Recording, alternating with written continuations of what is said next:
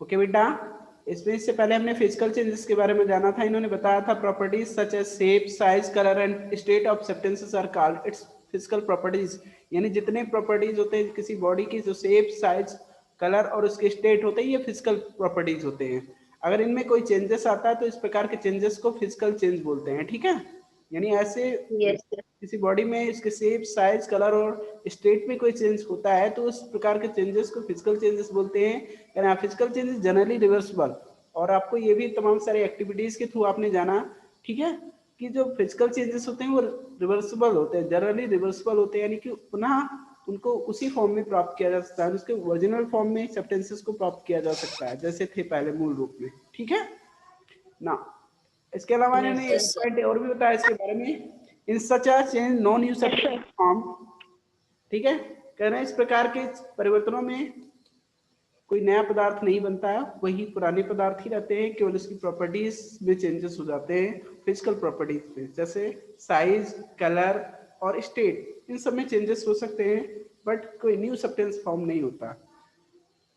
ये तो बात हुई फिजिकल चेंज की। Now next point is chemical change. A change with which are you quite familiar is the rusting of iron. If you leave a piece of iron in the open for some time, it acquires a film of brownish substance. This substance is called rust and the process is called rusting. बेटा इन्होंने बताया कि आप इस बात को लेकर बहुत ही फैमिलियर है, यानी इस ऑलरेडी सबके बारे में जानते हैं। कह रहे जब आप किसी लोहे के टुकड़े को हवा में छोड़ दे, सॉरी खुले में छोड़ देते हैं कुछ समय के लिए, तो उसमें आप देखते हैं क्या होती है, एक ब्राउनिश सब्सटेंस की फिल्म आ जाती है, यानी उस पर भूरे रंग की एक परत आ जाती है। ये जो परत होती है इसे रस्ट बोलते हैं। जो उस पर भूरे रंग की, यानी किसी लोहे के टुकड़े पर भूरे रंग की परत आती है उसे क्या बोलते हैं, रस्ट आते। रस्ट मीन जंग होती है ना। Yes, sir. Yes, sir. इस प्रोसेस को बोलते हैं रस्टिंग, यानी इस प्रोसेस को जिसमें रस्ट लगता है यानी जंग लग जाती है तो उसे रस्टिंग प्रोसेस बोलते हैं। आयरन गेट्स ऑफ पार्क्स, यानी जितने भी लोहे की वस्तुएं होंगी, चाहे वो दरवाजे हों लोहे के या बेंचेस हों या गार्डन में लगे हुए सीट्स, बेंचेस, कुछ भी हों, सभी आर्टिकल्स जितने भी होते हैं उनमें जंग लग जाती है अगर वो ओपन एरियाज में प्लेस्ड हैं। ठीक है, यानी खुले स्थानों में रखे गए हैं या Yes, sir. छोड़े गए, तो ऐसे पदार्थों पे जो लोहे की बनी होती है उन पे जंग लग जाते हैं। At home, you must have seen shovels and spade getting rusted when exposed to the।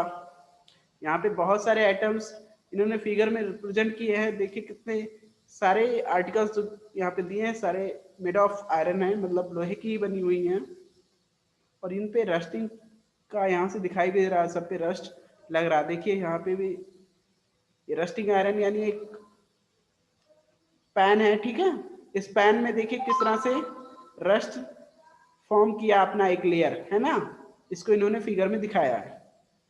Yes, sir. Yes, sir. Brownish colour का होता है, आप जानते हो जो रस्ट होता है वो ब्राउनिश कलर का होता है, जंग। इन्होंने कहा it must be for in the kitchen a wet iron pan often get rusted if let. देखिए इसके अलावा इन्होंने कहा in the kitchen a wet iron pan means तवा often gets rusted if left in that state for some time. यानी कोई गीला तवा होता है, अगर उसे कुछ समय के लिए ऐसे ही छोड़ दिया जाता है, ठीक है, तो आप देखते हैं उस पर भी जंग लग जाती है। आपने जरूर देखा होगा ना, आपके घरों में जो तवा यूज किया जाता है टू मेक द रोटी, ठीक है, Yes, अगर sir. उसे गीला छोड़ दिया जाए कुछ समय के लिए तो उस पर भी जंग लग जाती है ना। Yes, sir. Yes, sir.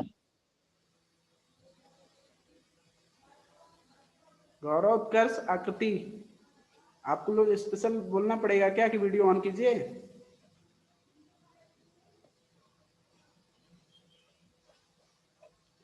चलिए ठीक है, let us consider a few more changes. Sorry, it is different from iron on which it gets deposited.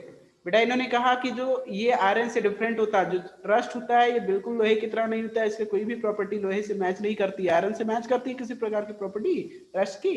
नहीं, No, sir. बिल्कुल डिफरेंट होता है। Let us consider a few more changes where are new substances formed। इस तरह से हम देखते हैं जो केमिकल चेंजेस होते हैं इसमें क्या होता है, a new substance is formed, एक नया पदार्थ बन जाता है। ठीक है, आपने रस्ट देखा यहाँ पे, जिस प्रकार के लोहे की वस्तुओं पे रस्ट एक नया सब्सटेंस आ जाता है, उसी प्रकार और भी Yes, sir. एग्जांपल्स को देखते हैं या जानते हैं कि इसमें कैसे नए न्यू सब्सटेंस फॉर्म हो जाते हैं। चलिए बात आती है activity 6.6 current to be demonstrated by the teacher, यानी इसको अपने अध्यापक की देखरेख में ही करना है आपको। It is dangerous to look, question कुछ सावधानियों के बारे में बता रहे हैं। It is dangerous to look for long at the burning magnesium ribbon, यानी किसी मैग्नीशियम पट्टी को जलते हुए ज्यादातर देर तक देखना यह आपके लिए हार्मफुल हो सकता है, खतरनाक हो सकता है। The teacher should advise children not to stare at the burning ribbon, इसलिए कह रहे अध्यापकों को ये सलाह देनी चाहिए कि किसी भी जलती हुई मैग्नीशियम पट्टी के आसपास बच्चे ना खड़े हों, है ना। Yes, sir. Now next point is get a small piece of thin strip or ribbon of magnesium. इन्होंने क्या किया, एक स्मॉल पीस अथवा कोई मैग्नीशियम की पट्टी ले लीजिए, ठीक है, thin strip of magnesium ribbon, clean it's with the sand paper, और जो मैग्नीशियम पट्टी या आपने रिबन लिया है उसके टिप को, यानी इसके सबसे ऊपरी सिरे को क्या कर दीजिए, सैंड पेपर से साफ कर दीजिए, थोड़ा सा रगड़ कर सैंड पेपर से साफ कर देंगे। Bring the tip near a candle flame, उसके बाद आप जानते हो जैसे आपने पटाखे यानी जो क्रैकर्स बोलते हैं पटाखों को, ठीक है, कुछ भी बोलते हैं उसने, मतलब Yes, sir. उसमें फुलझड़ी जलाते हैं बेटा, फुलझड़ी ऐसी लाइटेड कलर देता है, उसमें भी मैग्नीशियम पाउडर होता है, फुलझड़ियों में भी, ठीक है, मैग्नीशियम पाउडर फिल किया होता है, तो ऐसे Yes, Yes, sir. sir. चलिए ठीक है, इसमें अब बता रहे ब्रिंग, बट आपने क्या लिया है यहाँ पे, मैग्नीशियम की पट्टी ही ले लिया, सीधा रिबन ही यूज किए हैं उसका, ठीक है। Bring the tip near a candle flame, उसकी टिप को जिसको आपने सैंड पेपर से रब करके क्लीन किया था, उस टिप को कैंडल फ्लेम के पास ले जाइए। It burns with a brilliant white light, when it is completely burned it leaves behind a powdery ash. ये क्या आता है, जैसे ही फ्लेम के पास लाया जाता है, ये बहुत ही ब्रिलियंट व्हाइट लाइट, मतलब एक बहुत ही ज्वलित रोशनी के साथ जलता है, ठीक है, यानी तेज रोशनी के साथ जलता है। When it is completely burn, जब पूरी तरह से जल जाता है, it leaves behind a powdery ash, अपने पीछे क्या छोड़ता है, राख छोड़ता है। सही है, जलने पर राख ही छूटेगा ना, बट कैसा राख होगा वो, पाउडर, Yes, sir. पाउडरी एश होगा, वो भी व्हाइट कलर का पाउडर होता है, Yes, sir. एज ए एश, मतलब वहां पे लेफ्ट होता है, ठीक है। Yes, sir. Okay.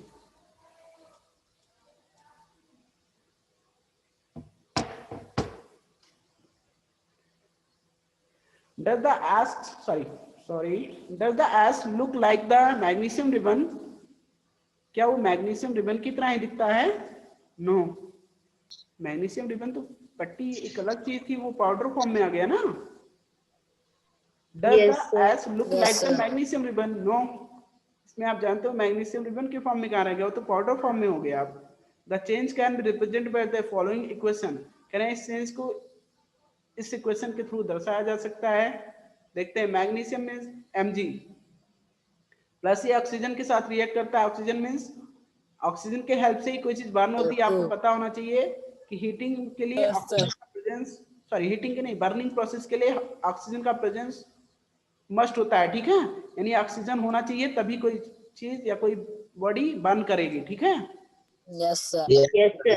बर्न करती है तो उसके लिए ऑक्सीजन का होना मस्ट होता है। Anything can not burn means, आप समझते हैं, मैग्नीशियम प्लस ऑक्सीजन।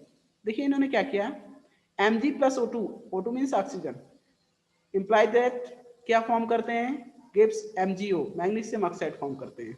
यानी जब ये जो एश के फॉर्म में जो हमें पाउडर के फॉर्म में जो एट द लास्ट लेफ्ट हुआ है ऑन बर्निंग, वो क्या हुआ, मैग्नीशियम ऑक्साइड। क्या बचता है, जलने पे मैग्नीशियम की पट्टी को जो जलाया जाता है तो क्या बनाता है, वो जो पाउडर फॉर्म में राख बचती है वो मैग्नीशियम ऑक्साइड होती है। क्या होती है, Magnesium Magnesium oxide. oxide. Yes बेटा। Now the change can, sorry, इन्होंने कहा magnesium plus oxygen means O2, Mg plus O2 imply that MgO means magnesium oxide. And this the equation here are different from those in mathematics. करें जो आपने mathematics में equation use करते हैं वो अलग है।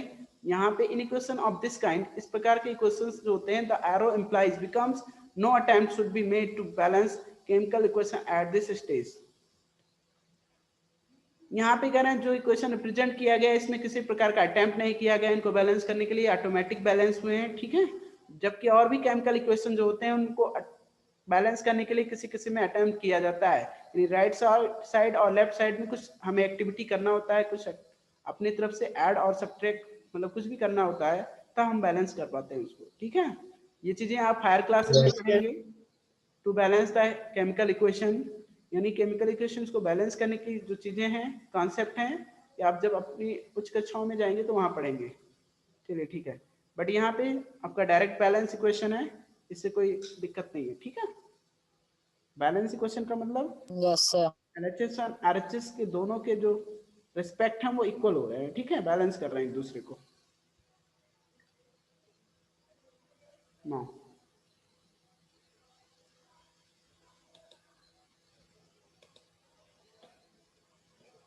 next point is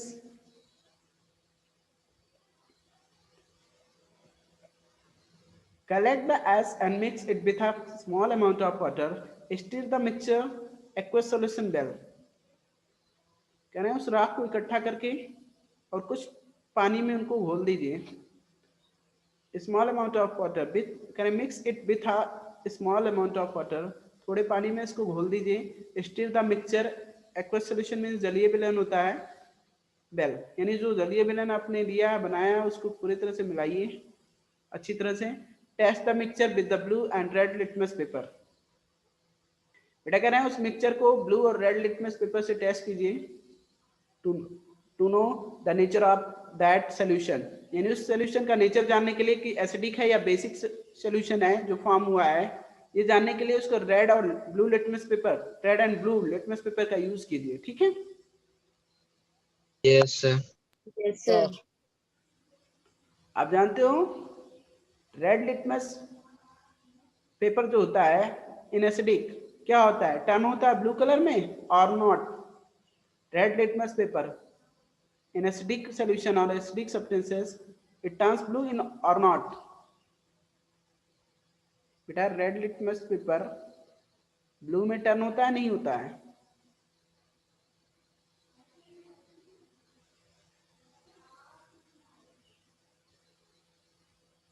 आप लोगों को नहीं आइडिया है, चलिए मैं बताता हूँ। जो रेड लिटमस होता है क्या होता है, अगर एसिडिक सोल्यूशन में उसको डिप किया जाता है रेड लिटमस को तो क्या करता है, टर्न ब्लू हो जाता है, यानी नीले कलर में ही Blue परिवर्तित। color. Yes, sir. और जबकि जो आपका ब्लू लिटमस पेपर होता है वो बेसिक सॉल्यूशंस में टर्न इन रेड, ठीक है, यानी बेसिक Red. सॉल्यूशन में Yes, लाल रंग में परिवर्तित हो जाता है। Yes, sir. नीले रंग का जो लिटमस पेपर होता है वो लाल रंग में परिवर्तित होता है। चलिए बताते हैं इन्होंने dash the mixture turn blue, sorry इन्होंने की आस्क किया है टू टाइप्स क्वेश्चंस यहाँ पे आस्क किए गए हैं। Dash the mixture turn red litmus blue, क्या जिस मिक्सचर में आपने टेस्ट किया था रेड लिटमस को वो ब्लू कलर में कन्वर्ट होता है, और dash the mixture turn blue litmus red, बेटा इसमें आप टेस्ट करेंगे तो ये ऑक्साइड है, ये आपका बेसिक सोल्यूशन है। किस प्रकार का सोल्यूशन होगा, टेस्ट करने पे पाएंगे कि ये बेसिक सोल्यूशन होगा, ठीक है, जिसमें क्या होगा, yes, sir. The mixture turn blue litmus into red, क्या करेगा, the mixture turn blue litmus into Litmus. Red. Red. Yes, sir. On the basis of this state, how do you classify the aqueous solution, acidic और basic? बेटा कह रहे हैं इस test के आधार पे आप क्या कह सकते हो, ये जो aqueous solution है मैग्नीशियम ऑक्साइड का जो सोल्यूशन फॉर्म हुआ है ये किस प्रकार का सोल्यूशन है, एसिडिक और बेसिक? बेसिक होगा। आप इसके आधार पे कह सकते हो टेस्ट करने के बाद Yes. ये बेसिक है, ठीक है। Now Yes, sir. dissolving the Sir. ash in water it forms a new substance, कह रहे हैं देखिए इसको डिसॉल्व जब किया जाता है वाटर में तो ये क्या करता है, एक न्यू सब्सटेंस फॉर्म कर लेता है जिसे हम क्या बोलते हैं, मैग्नीशियम ऑक्साइड। पहले क्या था, sorry magnesium oxide, sorry magnesium hydroxide बनेगा। पहले आपने तो पाउडर है Yes. आपका, ये मैग्नीशियम ऑक्साइड ये क्या था, पाउडरी फॉर्म था, है ना, ये powdery Yes, sir. Magnesium oxide है। इसको क्या किया गया, वाटर में मर्ज किया गया, या वाटर में इसको क्या किया गया, कहाँ थे, सॉरी किस पॉइंट को डिस्कस कर रहे हैं, यहाँ पे। On the basis of this Yes, test, sir. you classify the aqueous solution acidic or basic on dissolving the S in water, करें जब इस एस को यानी इस राख को जो मैग्नीशियम ऑक्साइड है वाटर में इसको डिसॉल्व किया जाता है, it forms a new substance, ये क्या बनाता है, एक नया सब्सटेंस बनाता है जिसे मैग्नीशियम हाइड्रोक्साइड बोला गया है। This change can be written in the form of the following equation, और इस प्रकार को चेंज को इस इक्वेशन के द्वारा दर्शाया जा सकता है। ये दिखाएं, ये मैग्नीशियम ऑक्साइड में इसमें पाउडरी एस था प्लस इसमें वाटर H2O मिक्स किया गया, इम्प्लाई दैट यानी फॉर्म क्या किया, गिव्स दैट मैग्नीशियम हाइड्रोक्साइड, क्या बनाता है ये मैग्नीशियम MgOH सेम हाइड्रोक्साइड, और इसका नेचर कैसा है, बेसिक नेचर का है, ठीक है। Magnesium hydroxide yes sir, already learn in chapter 5, करें चैप्टर 5 में आपने पहले ही पढ़ा magnesium hydroxide is a base, ठीक है। मैग्नीशियम हाइड्रोक्साइड क्या होता है, यस सर, जिसके साथ OH फॉर्म हो जाता है वो बेस होता है, और जिसके साथ ओनली H ज्वाइन होता है वो आपका एसिडिक होता है, ठीक है, hydrogen. Yes sir, As you have already learned in chapter 5, magnesium hydroxide is a base. So magnesium oxide is a new substance formed on burning of magnesium. Magnesium hydroxide is another new substance. देखिए पहले क्या था, magnesium की पट्टी लिया था आपने यहाँ पे, सबसे पहले आपने ओनली मैग्नीशियम रिबन की बात किया था इन्होंने, और उसको बर्न किया गया तो मैग्नीशियम ऑक्साइड बना लिया, यानी मैग्नीशियम बर्न करने पे ऑक्सीजन के प्रेजेंस में मैग्नीशियम ऑक्साइड बना लेता है, MgO फॉर्म करता है। देन इसको क्या किया गया, वाटर में Yes, डिसॉल्व sir. किया गया, तो ये न्यू सब्सटेंस अगेन फॉर्म किया magnesium hydroxide, okay, new substance Yes, sir. magnesium hydroxide.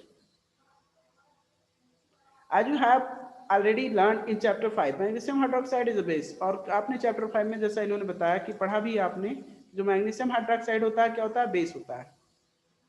Form on burning of magnesium, करें इस तरह से, magnesium oxide as new substance form on burning of magnesium, यहाँ से दो तरह के न्यू सब्सटेंस फॉर्म हुए, एक मैग्नीशियम ऑक्साइड जो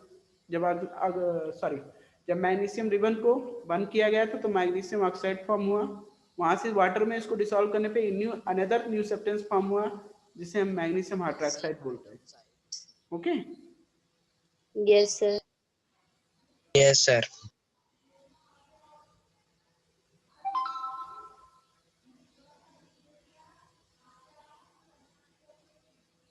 ना एक्टिविटी 6.7, यहाँ से आपने देखा, इस एक्टिविटी के थ्रू आपने ये चीज जाना कि यहाँ पे हम देखते हैं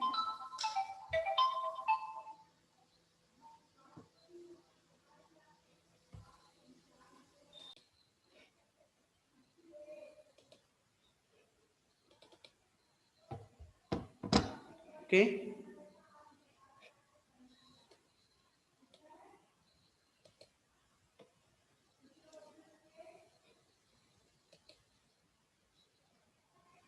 चलिए ठीक है, हम जो पॉइंट डिस्कस कर रहे थे क्या था, एक्टिविटी आपका नेक्स्ट एक्टिविटी 6.7, ये हमें डिस्कस करना था, ओके।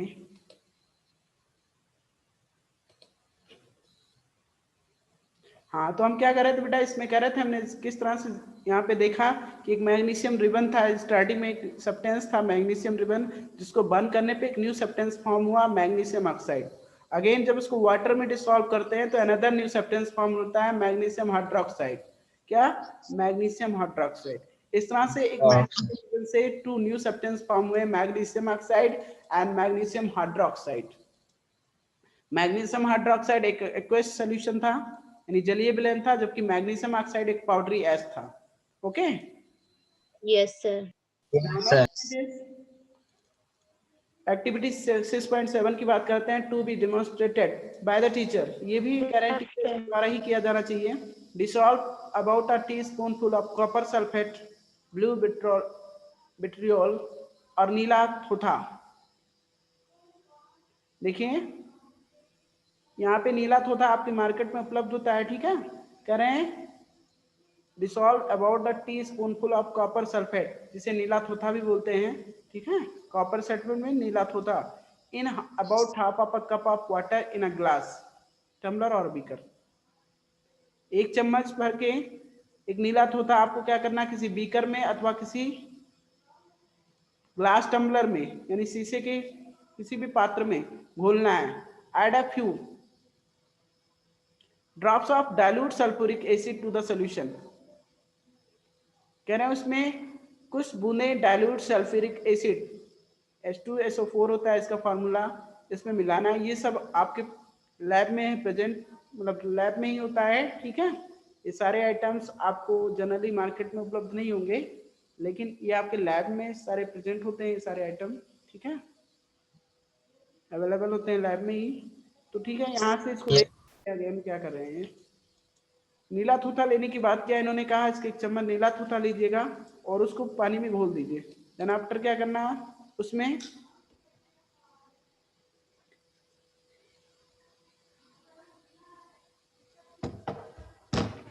डाइस में कह रहे हैं कि कहाँ थे हम लोग, about half of a cup of water in a glass tumbler or beaker, add few drops of dilute sulfuric acid to the solution, you should get a blue colored solution।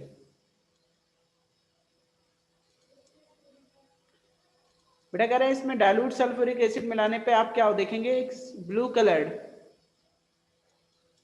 का सॉल्यूशन प्राप्त करते हैं।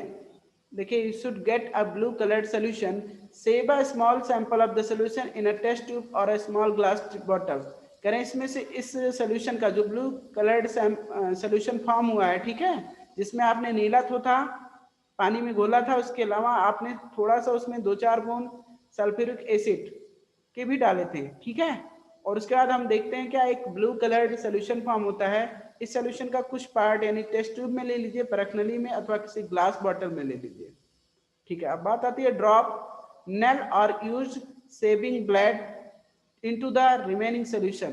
करें कील, अगर आपके पास iron nail है तो उसका यूज कीजिए, नहीं सेविंग ब्लेड जो दाढ़ी बनाने वाली पत्ती आती है उसको इस सॉल्यूशन में, बचे हुए सॉल्यूशन में डाल दीजिए। यहाँ पे थोड़ा सा निकाल लिया गया था, उसके बाद बचा हुआ सॉल्यूशन यही था आपका, ठीक है, इसमें डाल दिया गया Yes, sir. इस ब्लेड को। देन अगेन करें wait for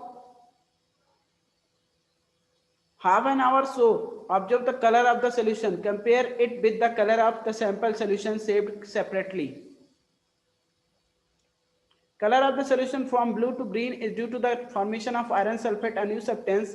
The form brown deposit on the iron nail is copper, another new substance। We can write the reaction as copper sulfate solution plus iron is equal to iron sulfate solution plus copper। देखिए exactly क्या होता है, ये copper sulphate solution था आपका, जिसमें आपने नीला थोथा लाया, उसमें थोड़ा सा सल्फ्यूरिक एसिड भी डाल देते हैं, ठीक है, तो ये कॉपर सल्फेट सॉल्यूशन बनाता है, ठीक है। अब यहां से इन्होंने क्या किया, इसमें इस कॉपर सल्फेट सॉल्यूशन का थोड़ा सा पार्ट निकाल के अलग कर लिया बीकर में, सॉरी बीकर में नहीं, ग्लास ट्यूब और किसी स्मॉल बॉटल में, ठीक है। अब इन्होंने क्या किया, इस सॉल्यूशन में, यही नीला वाला सॉल्यूशन दो था, इसमें एक ब्लेड सेविंग ब्लेड डालते हैं। सेविंग ब्लेड डालने पे हम देखते हैं आधे 1 घंटे बाद इसका कलर कैसे हो जाता है, convert to blue into green, यानी क्या होता है, ब्लू से ग्रीन में कन्वर्ट हो जाता है। और ये जो ग्रीन कलर फॉर्म हुआ है ये आयरन सल्फेट है। ग्रीनिश कलर जो बनाता है ये क्या होता है, आयरन सल्फेट बना लेता है। और ये जो ब्लेड आपने स्टार्टिंग में क्लीन ब्लेड डाला था उस पर ब्राउनिश कलर आ जाता है। कैसा कलर आएगा, ब्राउनिश कलर आएगा। ये ब्राउनिश कलर होता है, इस पे कॉपर की एक लेयर आ जाती है। किसकी लेयर आती है, कॉपर की। Copper की।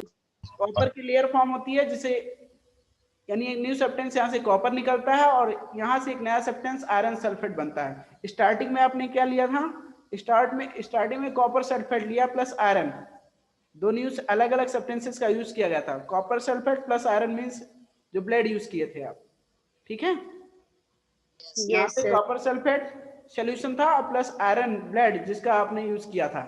और ये क्या फॉर्म करते हैं, न्यू सब्सटेंस फॉर्म करते हैं, आयरन सल्फेट सॉल्यूशन जो ग्रीनिश कलर में होता है, ठीक है, और copper brown deposit on iron nail और आयरन ब्लेड।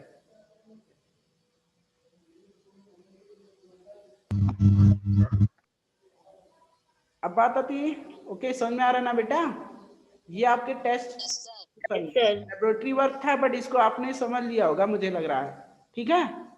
अगर आप इसको करेंगे तो और Yes, बेहतर sir. समझेंगे, लेकिन अभी ओरली अगर आप समझना चाह रहे हैं थ्योरेटिकल बातें तो समझ में आई होंगी मुझे लग रहा है। Yes, practical sir. चीजें हैं, लेकिन अब हम लोग हैं नहीं ऐसे प्लेसेस पे कि हम आपको प्रैक्टिकली दिखा सकें, बट थ्योरेटिकली समझ में आ रहा होगा आपको। Now next point is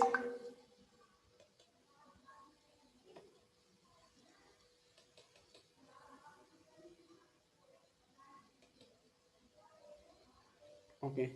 Activity 6.8. Take about a teaspoonful of vinegar in a test tube. Add a pinch of, ये क्या करें? Take about a teaspoonful of vinegar in a test tube.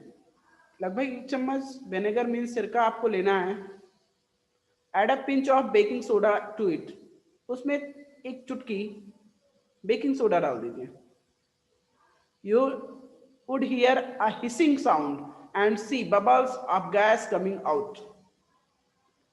देखिए इसमें हिसिंग साउंड मीन्स कुछ बुड़बुड़ाने की आवाज आएगी और आप क्या देखते हैं उसमें बबल्स के फॉर्म में गैस वहां से बाहर निकलती है.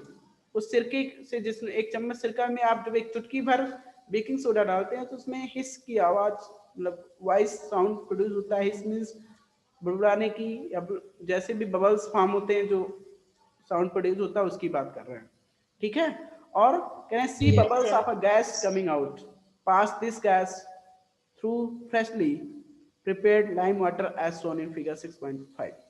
What happens to the lime water? Can I pass this gas through freshly prepared lime water as shown in figure 6.5?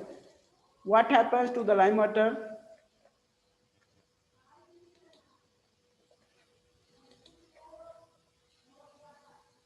ये आपका, इन्होंने एक बीकर में क्या लिया है? Vinegar plus baking soda. यहां से बबल्स के फॉर्म में गैस पास आउट होती है. इस गैस को इन्होंने कहा यहाँ कॉर्क का यूज करके एक पाइप ज्वाइन किया, उस पाइप को डायरेक्ट दूसरे टेस्ट ट्यूब जिसमें इन्होंने क्या लिया? Lime water, fresh lime water लिया, उससे ज्वाइन करा दिए. ठीक है, उसमें डिप करा दिए इस पाइप के दूसरे एंड को. और बाकी के गैस इसी के थ्रू पास आउट हो सकती है और कोई वे नहीं है कि दूसरी तरह से निकल जाए गैस, क्योंकि यहाँ पे कॉर्क के थ्रू इसको जैम किया गया है. ठीक है, इस पाइप के थ्रू ही जो गैस पास आउट होगी, इस पाइप के थ्रू ही होकर इस लाइम, फ्रेश लाइम वाटर में जाके इंटर करेगी. कह रहे हैं क्या देखते हैं आप?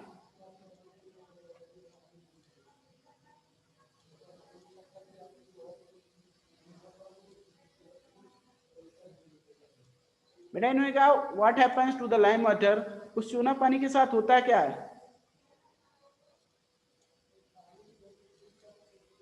मुझे लगा कुछ पॉइंट मैंने छोड़ दिया था क्या इसका.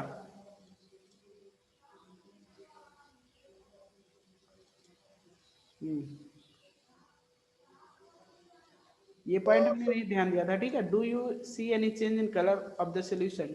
टेक आउट द नेल और blade. Has it change in any way? The change that you notice are due to reaction between copper sulfate and iron. The change of this follows in test tube is follows vinegar. Oh sorry, मैंने थोड़ा सा point ध्यान नहीं दिया था ना, इसको छोड़ दिया था. उस एक्टिविटीज आपका जो नेक्स्ट था 6.7, इससे रिलेटेड पॉइंट था, हमने ध्यान नहीं दिया. चलिए मैंने जो बातें थी शायद बता दिया है वहां पे, है ना. Yes. Yes, sir.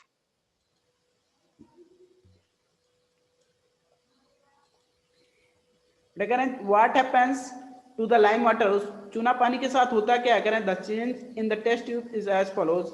Vinegar plus baking soda जब आप यूज करते हैं तो यहाँ से एक न्यू सब्सटेंस गैस बबल्स के फॉर्म में पास आउट होता है, कार्बन डाइऑक्साइड. क्या जो गैस बबल्स के फॉर्म में पास आउट होता है वो क्या होता है? Exactly carbon dioxide plus other substance जिसमें इसको यूज किया जाता है. वहां से क्या बनेगा उसके इस पे डिपेंड करता है. The reaction between carbon dioxide and lime water is as follows. अब इन्होंने जो इसके बारे में दिखाया है कि जो लाइम वाटर और कार्बन डाइऑक्साइड का जो रिएक्शन होता है अगेन वो क्या बनाता है ये देखते हैं.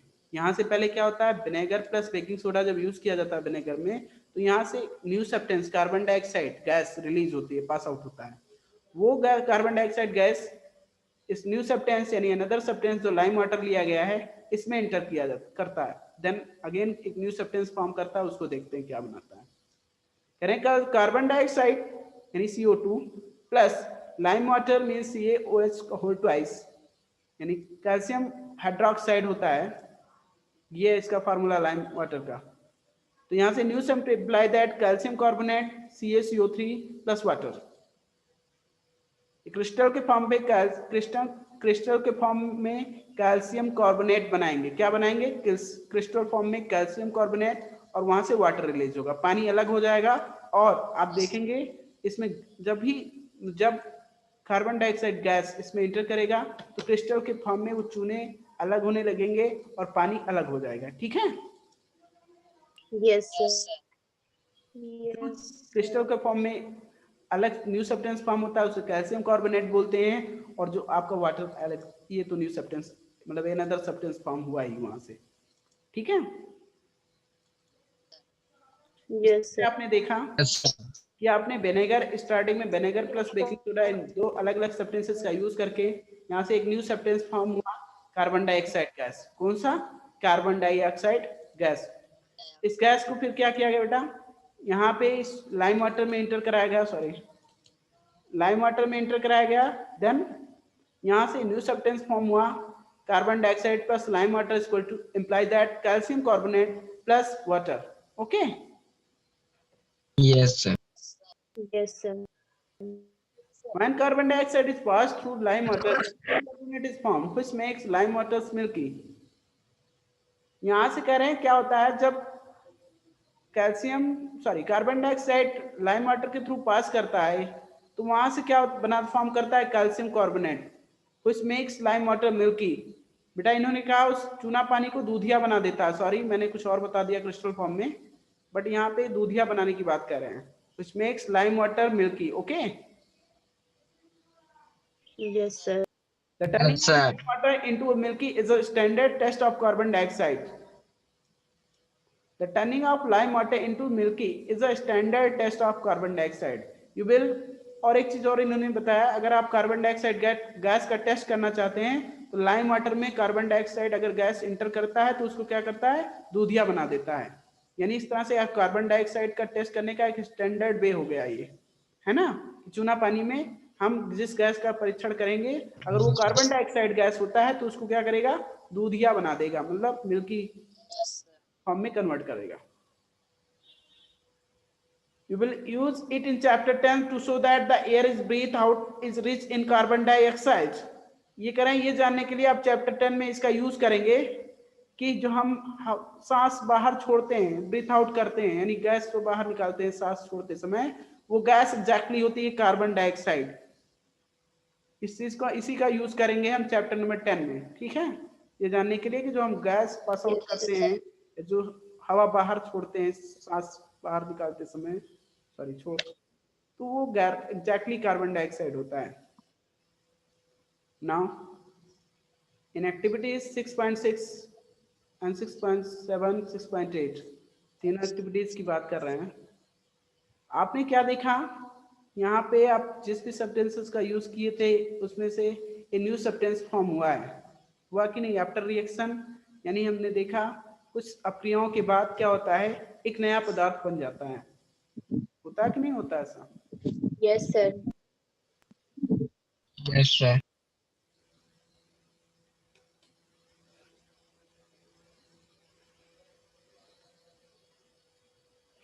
Okay. You saw that in each change one or more new substances were formed. आपने जरूर प्रत्येक में देखा कि सारे चेंजेस जितने भी प्रकार के 6.6 एंड 6.7 एंड 6.8, इन तीनों में जितने प्रकार के चेंजेस हुए हैं उनमें एक नया सब्सटेंस, एक या एक से अधिक, ठीक है, एक या एक से अधिक नए पदार्थ बने हैं। In activity 6.6, the ash was the new substance formed when magnesium was burnt in air. In activity 6.7, the reaction of the copper sulfate with iron produced iron sulfate and copper. Both of these are new substances. देखिए 6.6 में बात कर रहे हैं, जो powdery एश form हुआ था on burning magnesium ribbon, वो क्या था? एक न्यू सब्सटेंस फॉर्म हुआ था, बिकॉज वो मैग्नीशियम ऑक्साइड था। आपने जलाया किसको था? मैग्नीशियम रिबन को जलाया था, लेकिन जलने पर क्या फॉर्म हुआ था? एक नया पदार्थ बना, मैग्नीशियम ऑक्साइड। Magnesium oxide. इसी तरह इन्होंने कहा एक्टिविटी 6.7 की बात कर लो तो उसमें आपने कॉपर सल्फेट लिया था, सोल्यूशन की बात कर लें, बट वो क्या होता है? आयरन के साथ रिएक्ट करके क्या फॉर्म कर लेता है? Copper sulphate solution iron sulphate बना लेता है एंड कॉपर रिलीज करता है। यहाँ से दो अलग अलग सब्सटेंस फॉर्म हो जाते हैं। आपने स्टार्टिंग में यूज किया था कॉपर सल्फेट का और आयरन का, बट फॉर्म क्या हुआ? आयरन सल्फेट, FeSO4, ठीक है? मतलब ये आयरन सल्फेट का फॉर्मूला होता है। And copper Cu new substance form होता है, ठीक है। कहने का मतलब आपने Yes, sir. दोनों एक्टिविटीज में देखा कि हमने लिया कुछ और था, after reaction new substance form हो गए। ऐसी बात आती है reaction of copper, sorry, both of these are new substance. Copper was deposited on the shaving blade of iron and in activity 6.8 vinegar and baking soda together produce carbon dioxide which turned lime water milky। कह रहे हैं vinegar और baking soda मिलकर एक नया substance, एक नया gas release करते हैं जिसे कार्बन डाइऑक्साइड बोला गया, और जो क्या करता है लाइम वाटर को मिल्की में कन्वर्ट कर देता है, यानी दूधिया कलर में बदल देता है, ठीक है। Can you name the new Yes, sir. Substance form in this reaction? बेटा कह रहे हैं क्या आप इसके नाम बता सकते हैं जो न्यू सब्सटेंस फॉर्म हुआ? हाँ, हमने पढ़ा भी है, जाना भी है कि न्यू सब्सटेंस क्या फॉर्म हुआ है उसमें, है ना। Yes, sir. इस तरह से केमिकल चेंजेस की बात इन्होंने किया। चलिए ठीक है, नेक्स्ट डे मीट करते हैं बिकॉज टाइम ओवर हो गया है, ठीक है। आप इसको रिवाइज कर लेना, जो भी रिमेनिंग पोर्शंस हैं इसके नेक्स्ट डे रीड कराएंगे, okay. Yes, sir. Yes, sir. इसको आप लोग पढ़ लेना, अपनी मतलब रिवाइज कर लेना एक बार, फिर से चीजें ज्यादा समझ में आएंगी, ठीक है। Yes, sir. आज के लिए इतना ही रहना था, नेक्स्ट डे मीट करते हैं आप लोग से, okay. Yes, sir. Good bye. Yes, sir.